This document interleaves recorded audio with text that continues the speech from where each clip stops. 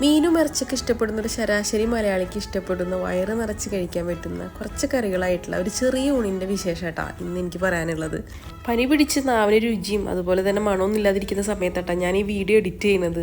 ഇത് കാണുമ്പോൾ സത്യം പറഞ്ഞ വായിൽ നിറച്ച് വെള്ളം വരുന്നുണ്ട്. മുളകിട്ട് വെച്ചിട്ടുള്ള ചാളക്കറിയും ചാള വറുത്തതും അതുപോലെ തന്നെ നല്ല എരിവുള്ള ഉരുളക്കിഴങ്ങ് ഉപ്പേരിയും, ഈ ഒരു കോമ്പിനേഷൻ എൻ്റെ മനസ്സിൽ ഒരുപാട് കാലമായിട്ട് കിടക്കണതാട്ടാ. ഇത് ഉണ്ടാക്കാൻ വലിയ ബുദ്ധിമുട്ടുണ്ടായിട്ടൊന്നുമല്ല, പക്ഷേ ഇപ്പോഴാണ് അതിങ്ങനെ ഉണ്ടാക്കാനുള്ളൊരിത് വന്നത്. ഇതിൻ്റെ പിന്നിലൊരു ചെറിയ കഥയും സംഭവബഹുലമായിട്ടുള്ള കഥയൊന്നല്ല കേട്ടോ. കഥ കേൾക്കാൻ താല്പര്യമില്ലാത്തവർക്ക് സ്കിപ്പ് അടിച്ച് പോവാം. 3-ോ 4-ഓ പഠിക്കുന്ന സമയത്ത് ട്യൂഷൻ പഠിക്കാൻ പോയ വീട്ടിൽ നമുക്ക് വേണ്ടപ്പെട്ട ചേച്ചിയുടെ രാജേശ്വരി വീട്ടിൽ പോയപ്പോൾ ചേച്ചി അന്ന് അവിടെ ഇല്ലായിരുന്നു.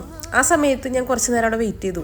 അവിടെ അന്ന് ചേച്ചിയുടെ അമ്മ രാധേച്ചി നല്ല രസത്തിലുള്ള മീൻകറി ഉണ്ടാക്കാൻ ഞാൻ ശ്രദ്ധിച്ചിരുന്നു പോയിട്ടുണ്ട്. അന്ന് കറികളെക്കുറിച്ചോ പാചകത്തിനെ കുറിച്ചോ വലിയ ഐഡിയ ഉണ്ടായിട്ടൊന്നുമല്ല, പക്ഷേ എന്തോ അന്ന് എനിക്ക് ഇന്നും ഓർമ്മ ഉണ്ട്. അടുക്കളയിൽ രാധേച്ചി മീൻകറി കാച്ചുന്നതും ആ ഭാഗങ്ങളൊക്കെ നല്ല ഓർമ്മ ഉണ്ട്. ഒരു പക്ഷേ കൊതിയോടെ ഞാൻ നോക്കിയിരുന്നത് കണ്ടിട്ടോ, അതല്ലെങ്കിൽ രാജേച്ചി വരാൻ നേരം വൈകുമെന്ന് അറിഞ്ഞിട്ടോ രാധേച്ചി എനിക്കെന്തോ ഒരു പാത്രത്തിൽ കുറച്ച് ചോറും ഉപ്പേരിയും മീൻകറി മീൻവറുത്തും കൊണ്ടുവന്നത് ഇന്നും എനിക്ക് ഓർമ്മ ഉണ്ട്. ചെറിയ കുഴികളുള്ള പാത്രത്തിൽ കുറച്ച് ചോറും അതുപോലെ തന്നെ നല്ല മുളകിട്ട മീൻകറിയും പിന്നെ ഉരുളക്കിഴങ്ങ് ഉപ്പേരി മീൻ വറുത്തതും.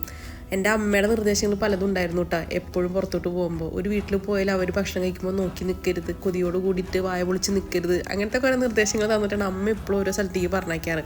പക്ഷെ ആ നിമിഷത്തിൽ അത് കിട്ടിയപ്പോൾ ഞാനതൊന്നും ഓർത്തില്ല. കുറച്ചധികം എന്താ ചോറിൽ മീൻകറിയും അതുപോലെ തന്നെ ഉരുളക്കിഴങ്ങ് ഉപ്പേരിയൊക്കെ കൂടി നല്ല സ്വാദോട് കഴിച്ചത് ഇന്നും എൻ്റെ നാവിൽ രുചി നിൽക്കുന്നതായിട്ട് എനിക്ക് തോന്നുന്നു. ഒരു പക്ഷേ അത്രയും സ്വാദോട് കൂടി അന്ന് കഴിച്ചത് കൊണ്ടാവാം ഞാൻ ഇന്നും ആ രുചി മറക്കാത്തത്. രാധേച്ചി വെച്ച രീതിയിലാണോ ഞാൻ മീൻകറി വെച്ചത് ഉരുളക്കിഴങ്ങ് ഉപ്പേരി വെച്ചതെന്ന് എനിക്കറിയില്ല, പക്ഷേ അതുപോലെ ഞാൻ ശ്രമിച്ചു. അതേ രുചി കിട്ടിയില്ലെങ്കിലും ഇന്നും ഞാൻ വളരെ ആസ്വദിച്ചിട്ടാണ് ഈ ഒരു ഊണ് കഴിച്ചത്.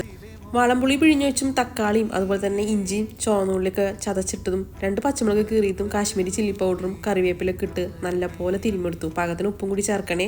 കഴുകി വൃത്തിയാക്കി മുറിച്ച് വെച്ചിട്ടുള്ള ചാളയും 1 ടേബിൾ സ്പൂൺ പച്ചവെളിച്ചെണ്ണ കൊണ്ട് ഒഴിച്ചിട്ട് നല്ലപോലെ തിളപ്പിച്ചെടുക്കണം. അത് വറ്റി കുറുകി വരുന്നില്ലാണ്ട് തന്നെ ഒരു പാകം എന്ന് പറയുന്നത്. നിങ്ങൾക്ക് ചാറ് അധികം വേണമെന്നുണ്ടെങ്കിൽ അധികം വറ്റിക്കണം എന്നില്ല, കുറച്ച് കുറുകിയിട്ടുണ്ടെങ്കിൽ നല്ലപോലെ വറ്റിച്ചെടുത്താലും മതി. അതൊക്കെ നിങ്ങളുടെ ഇഷ്ടമാണ്.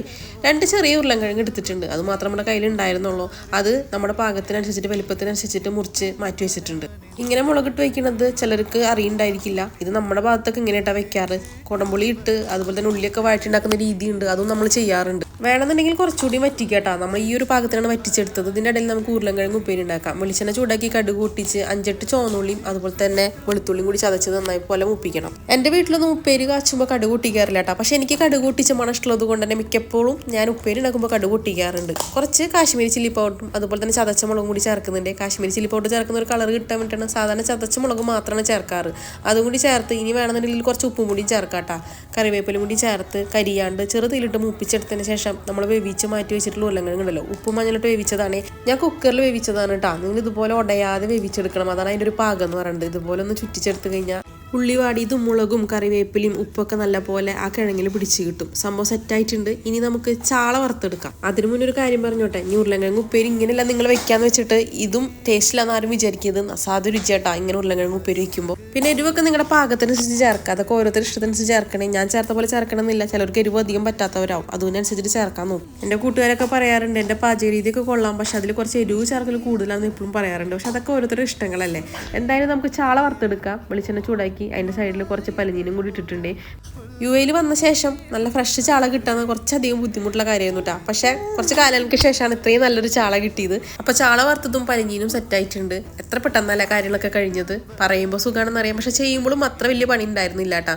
ചോറും കറികളൊക്കെ വിളമ്പുമ്പോഴും അന്നത്തെ ഓർമ്മകളായിരുന്നു കേട്ടോ മനസ്സിലെ. പക്ഷെ ആ രുചി ഇപ്പോഴും കിട്ടിയോന്ന് എനിക്കറിയില്ല. എങ്കിലും എൻ്റെ സമാധാനത്തിന് കുറച്ചൊക്കെ ഞാൻ ആസ്വദിച്ച് കഴിച്ചു എന്ന് തന്നെ പറയാം.